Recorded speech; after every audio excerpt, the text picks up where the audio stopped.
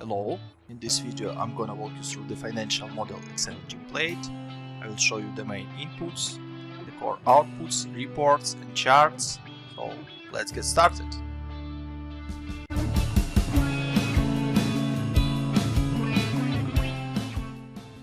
On the dashboard you can set up your core inputs or drivers and see the core financials and core charts related to the model.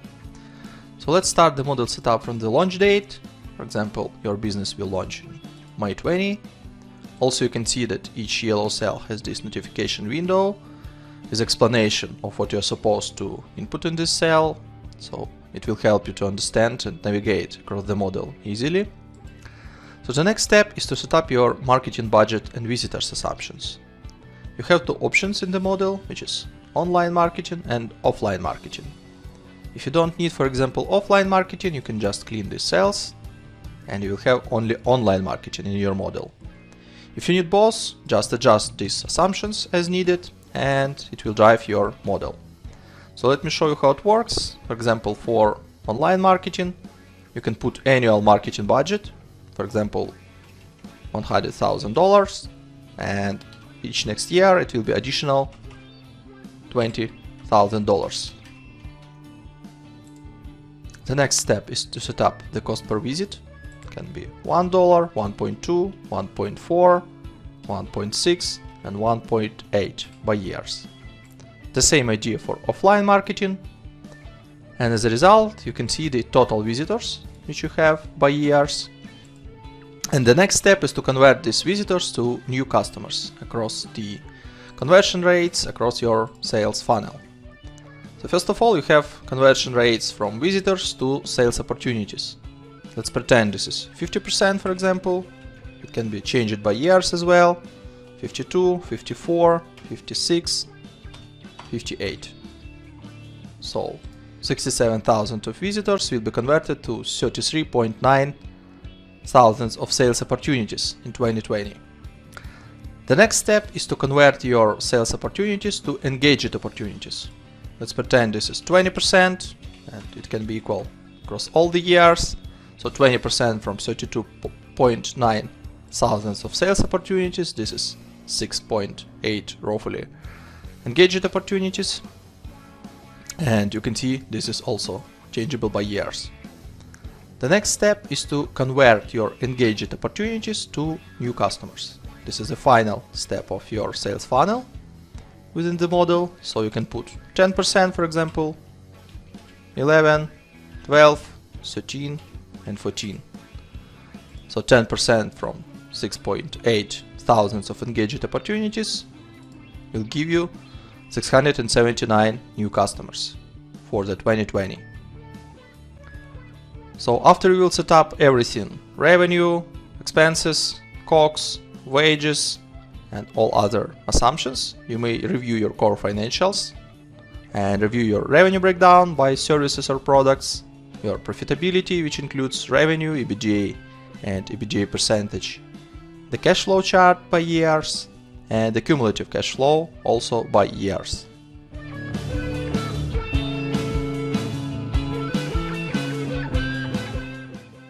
On the financial charts tab, you may see your main financial KPIs on the two sets of charts, which is the breakdown of 2 years by months and the breakdown of 5 years by months.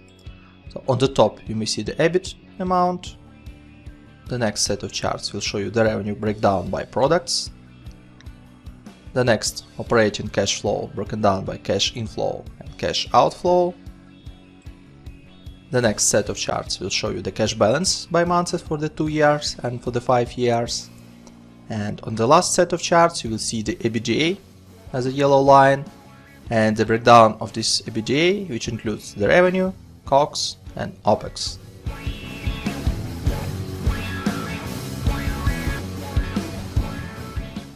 On the operational charts tab, you may see the new customers breakdown by months and active customers broken down by months, and also broken down by services or products.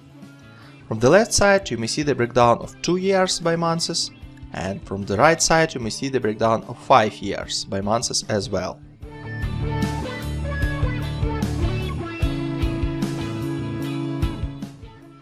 On the income statement tab, you may see your main components of your profit and loss, which is total revenue, total cost of goods sold, gross margin, total variable expenses, total admin salaries and wages, total fixed expenses, EBITDA, depreciation and amortization, EBIT, interest expense, net profit before tax, your corporate tax, and as a result, net profit after tax.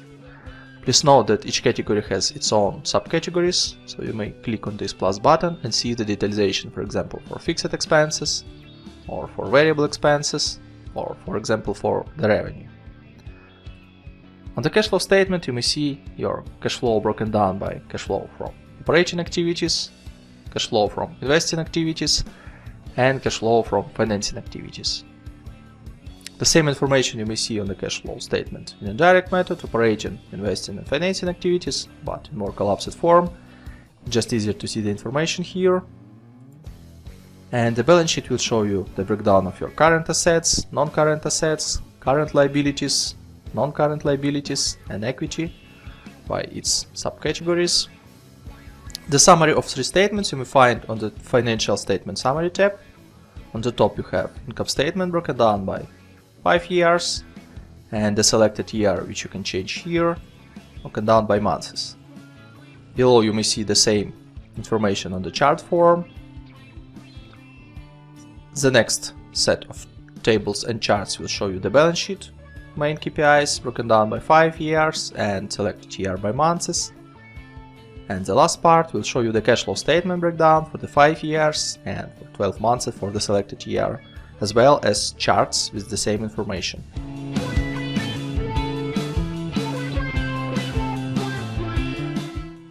On the Benchmark KPIs tab, you may see 5 industry-specific benchmarks, and you may see the comparison of these benchmarks with what is calculated in your model.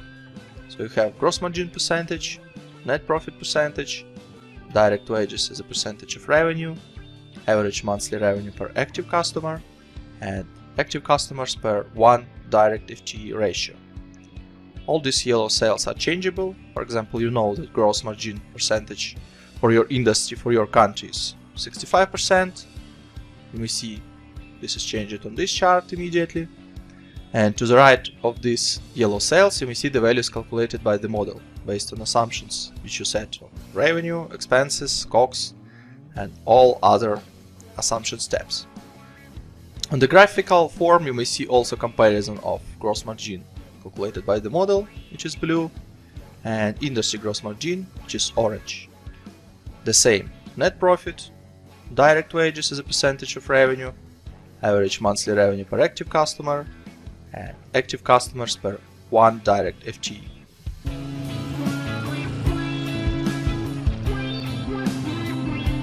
You may see the revenue summary for the main revenue streams, broken down by years as an absolute values and as a percentage breakdown.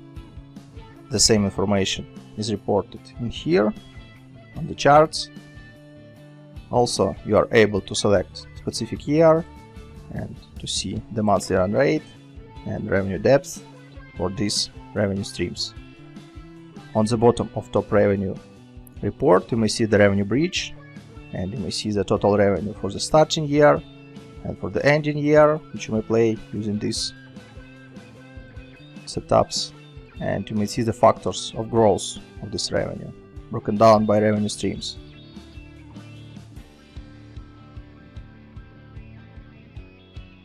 The same idea is used on the top expenses tab. You may see top 4 expenses streams and all other expenses collapsed in one line. Also, this is broken down by absolute values and percentage breakdown. The same information you may find on the charts. Also expenses depths, monthly run rate, with the ability to change the year, and expenses bridge with factors of expenses growth from one year to another year.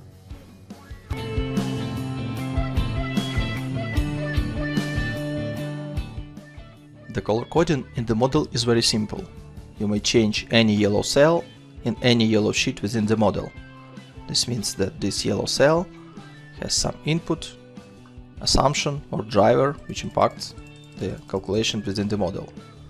Blue sheets means that on these sheets there are some charts, reports, and other information which can be useful for reporting purposes.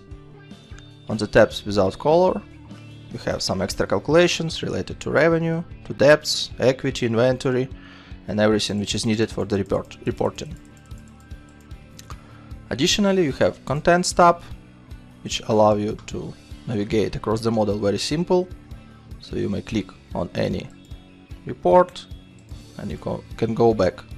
It is broken down by reports, assumptions, statements, and setup.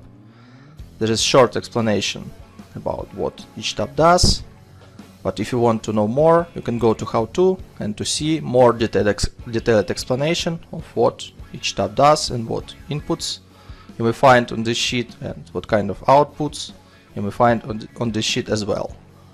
Any header of this section is also clickable, so you may click on, for example, Book Assets, and you go directly to this tab.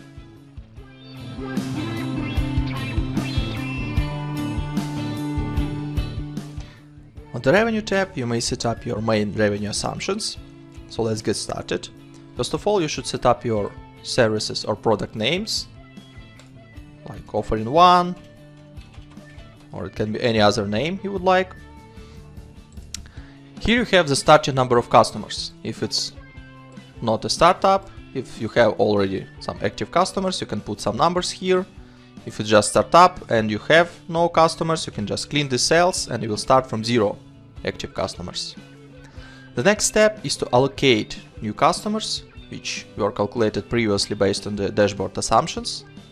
So you can allocate them across the years, for example, 10% for service A for 2020, 15 next year, 20, 25, and 30. Please note that total should be always 100%, so you need to adjust it to have 100% allocation. 25, 25, or 20, 15, and 10%. So now you have 100% allocation. And the next step is to calculate your active customers. The active customers calculation is based on average lifetime in months for each customer within each service or product. So you can set up 3, 4, 10 months. You may see that active customers adjusted immediately, 15 and 12, for example. So to the right, you may see the calculation based on the new customers allocation, amount of new customers, and lifetime in months for each service. You may see the count of active customers by years. And the final step is to set up your monthly fee per active customer, which can be, for example, $100 per month, 120, 140, 160, and 180. The same idea for other services. You can set up the prices, which is monthly fee per active customer per month, and it can be changeable by years as well.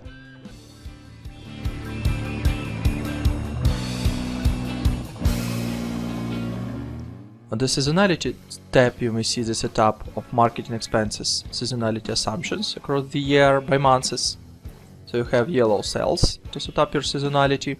It can be, for example, 15, 10, 5, 10, 8, 6, 7, 5, 10, 15, 5, and 5. As you may see, I just set up the breakdown of marketing expenses by year, and I see that check is red. That's because the total is 101%, means something is wrong here. So let's fix it. In October, 14%. So now check is green and check is 100%, which means everything is good here. You may see also the charts below with the graphical explanation of how your marketing expenses are broken down by months. If you don't really need the seasonality for marketing expenses, you can just put 1 divided by 12, copy this across all the months, and you will see that your marketing expenses now is flat. So no changes across the months, just equal amounts each month.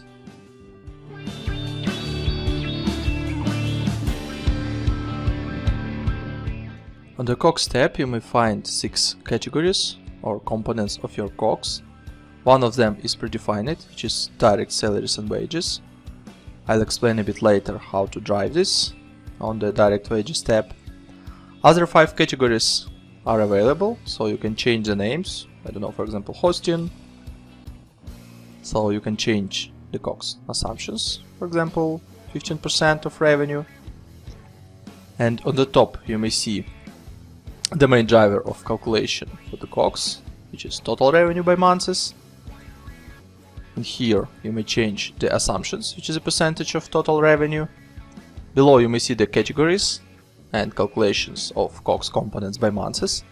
And finally, in income statement under COGS total, you may see all the components of COGS broken down by months and broken down by categories.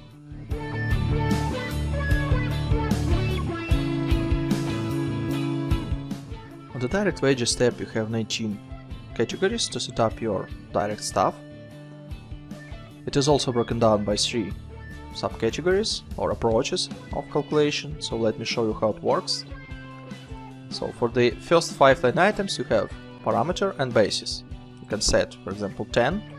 This means that this basis new services A customers. If you have 10 new services A customers per month, you need 1 FTE. For another 10 new customers for services A each month, you have another FTE. So it works like a trigger. For each 10 new services customers, you need 1 FTE. It can be account executive or SDR or any other marketing person. So the next step is to set up the annual salary. Per 1 FTE it can be $25,000, for example. To the right you may see the calculation of how much direct employees for this category is needed by years. To the right you may set up the annual salary rise for this headcounts, for example 6, 5, 4 and 3% per year. Then you can set the monthly bonus if it's needed, for example 10% per month, and the payroll tax rate, for example 15. If you don't need it, you can clean this or both assumptions. Below you may see the calculation of annual salary. You base it on the annual base salary and annual salary rise per year. The next section you may see your calculation of direct staff numbers for each category by months, monthly base salaries for each category also by months, monthly bonus and payroll taxes also for each category per month. The next 5 categories have different bases, which is active customers. So per each, for example, 50 active service A customers, you need 1 FTE for placeholder number 6. It can be treated like customer service or customer support. So you may set up also the annual salary, the annual salary rise, monthly bonus, tax rate. Idea is the same.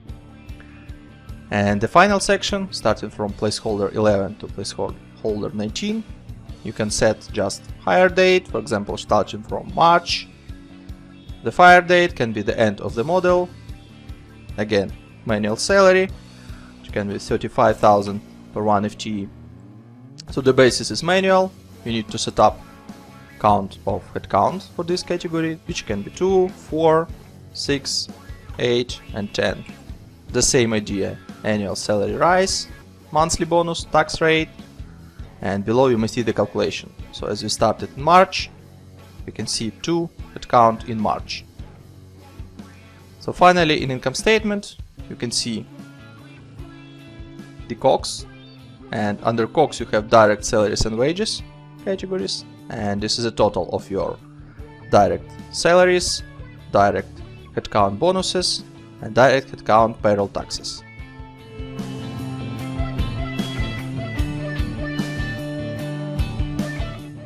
On the admin wages tab you can set up to 19 categories for your admin staff. Let me show you how it works. For example, managers, this hire date starting, for example, from February 20 till the end of the model. You can adjust annual salary per 1 headcount, it can be, for example, $40,000. Then you should input number of admin employees.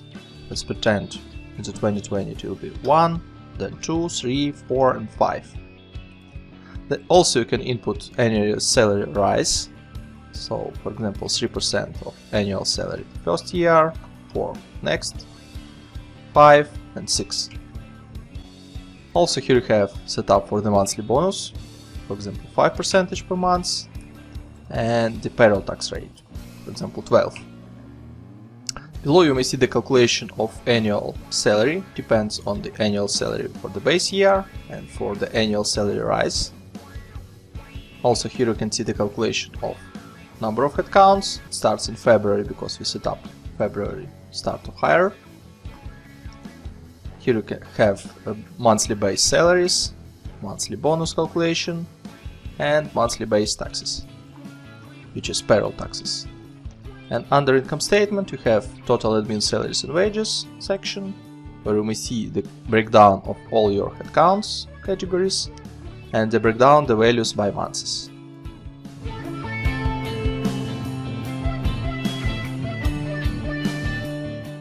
On the variable expenses tab, you can input your variable expenses as a percentage of total revenue. Let me show you how it works. For example, bank fees. And your bank fees is 2.5% of your revenue. So in the same way as your revenue grows over time, you may see that bank fees will grow as a percentage of this total revenue.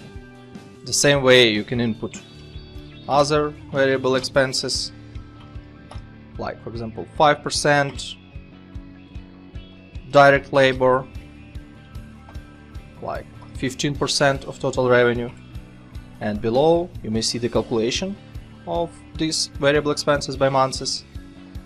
So these expenses will be connected to the income statement tab, section variable expenses, and you may see these line items by months and broken down by expenses types.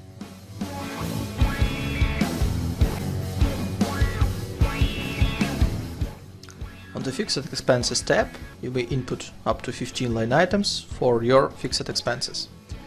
Let me show you how it works. For example, you have utilities. You will start pay starting from March 20 till the end of the model, which is December 24. You may see it here. Let's pretend periodicity will be daily with amount of $50 per day. So you may see this amount in here. It is calculated based on count of days within this month. So obviously in March 20 you have 31 days. That's why you will have 1550. In April you have 30 days. This means this will be $1500. Also you have ability to input some growth rate year over year. Once you input this growth rate, you will see that your utilities will grow year over year. Let me give you a couple of other expenses types. For example, advertising.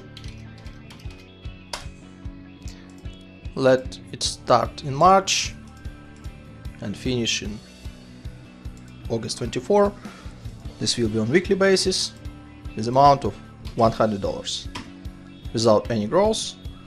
So starting from March till August 24, you have $400 per month, which is 4 weekly payments each month. And that's it. Another option is bi-weekly. For example, $500. You can start from July, for example, and you will have 2 payments, which is 2 bi-weekly payments within the month. $500 multiplied by 2, you have $1000 per month. Again, you can input some growth rate and you will see that your advertising expenses will grow year over year till the August 24, which is the last date of this expense type. Another option, office setup, which can be one-time payment, which will happen in February 20 with amount of $5000. Obviously you should not input any growth rates because this is just one-time fee, and you may see that office setup will happen in February 20 with this amount. Another option, insurance, let it be start from January 20 till the end of the model, and it can happen monthly with $1,000 per month, with 5% of gross first year, 3% of gross second year, 2% of gross third, and 1% year number 4. So you may see this calculation here. Starting from January 21, it will grow for 5%, which is $50. And starting from January 22, it will grow for 3%, which is additionally $32. Another option, quarterly. You may see that insurance will be paid $1,000 each quarter. You can start it, for example, from February, and this will be shifted to 1 month forward. Another option, semi-annually. In this case, you will have insurance payments once per half a year, again with a percentage of gross. And the last option is annual payments or yearly payments. You'll pay one time per 12 months, starting from February till December 24. For each expense type, you can use gross rate, and the calculation you may see in here. Also, in income statement, you may find total fixed expenses group. If you will ungroup this section, you can see these amounts broken down by months and by fixed expenses line items.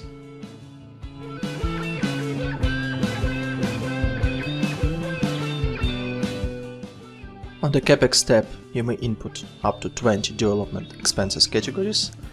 Let me give you a couple of examples. So, for example, office development with purchase date of February 20, with spending of $10,000.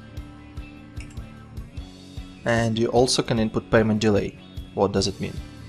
Let me set up 2 months, for example. It means that this amount will be accrued in February, because of purchase date is February, but paid development expenses will be in April 20 for this office development.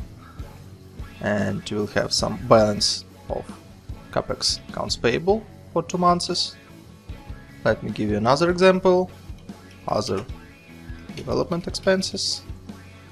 Let's say March 20, $5,000 with 0 payment delay. This means that this amount is accrued in March and paid in March as well. The total amount of development expenses you may find in Assets tab. By default, it has useful time for 5 years for the calculation of depreciation. You may find calculation of depreciation for development expenses in here. Here you may also find capital expenditure and closing net book value. Additionally, you have up to 6 placeholders for other assets. For example, other assets with useful time of 10 years with cost of $25,000 and with launch date in April. You may find it in here. You can see capital expenditure. You may see book depreciation by months for these amounts, and you may see closing net book value. The total amount of depreciation you may find in income statement. On the cash flow, you may find cash flow from investing activities for these assets. And on the balance sheet, you may find fixed assets amount under non-current assets, and CAPEX prepayment, and CAPEX payables as well.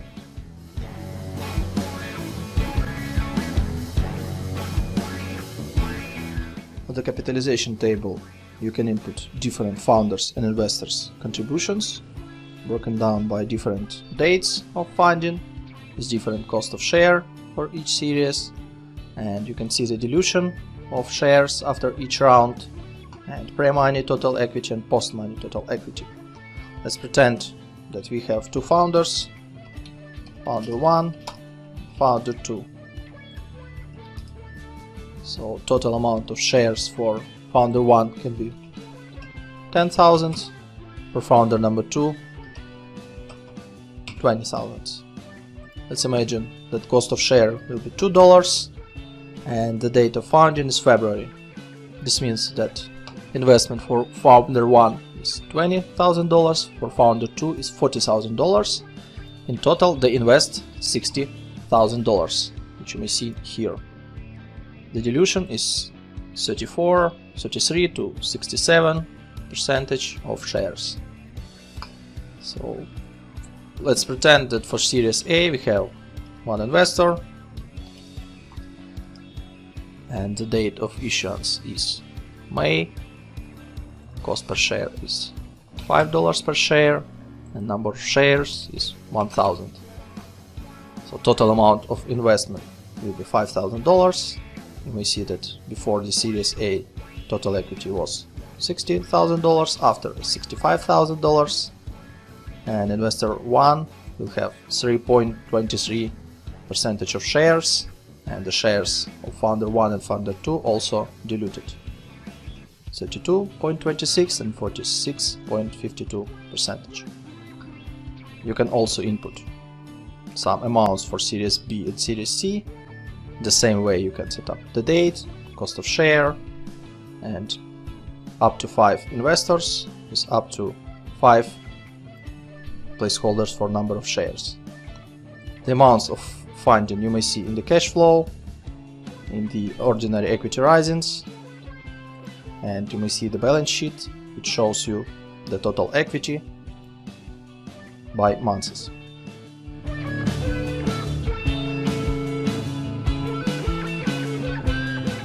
Also on the top of the dashboard we have debt assumptions. Let me show you how it works. So for each debt you are able to select the debt type. There are 2 debt types in the model, which is annuity and usual. Annuity means that each monthly payment, which consists your debt repayment plus interest expenses, will be equal each month. In case if you will select usual, your main debt repayments will be equal parts and interest will be just interest on the debt's closing balance. Let me give you an example.